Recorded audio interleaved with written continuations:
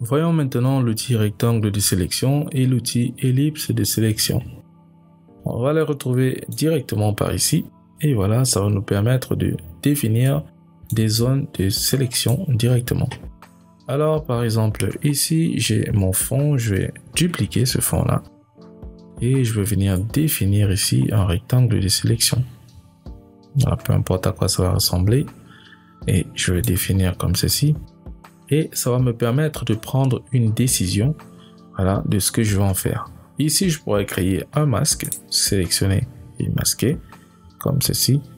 Et voilà, j'aurai des options qui vont me permettre de pouvoir gérer ici à la fois le rayon, les arrondis, etc., etc.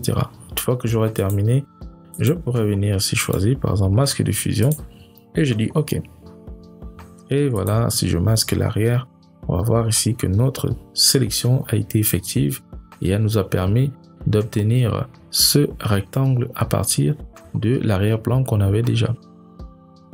On peut faire la même opération avec l'outil ellipse de sélection parce que c'est exactement la même chose. Alors, ça peut vous permettre de sélectionner des zones bien précises de vos images. Si vous en avez déjà, par exemple, si on a une tête par ici, on peut sélectionner cette zone avec du texte. On peut sélectionner cette zone avec l'outil ellipse de sélection ou encore l'outil rectangle de sélection.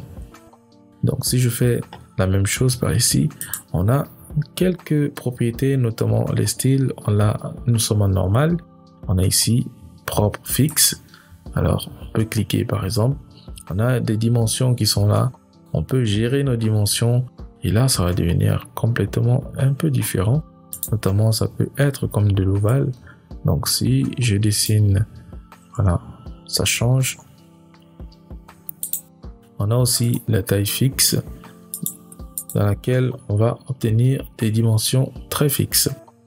On a du lissage et on a quelques paramètres ici, voilà, qui vont nous permettre de gérer nos différents pathfinders. Alors, si on doit revenir avec notre sélection de masques, alors on retient, on a aussi toujours notre élément qui est ici.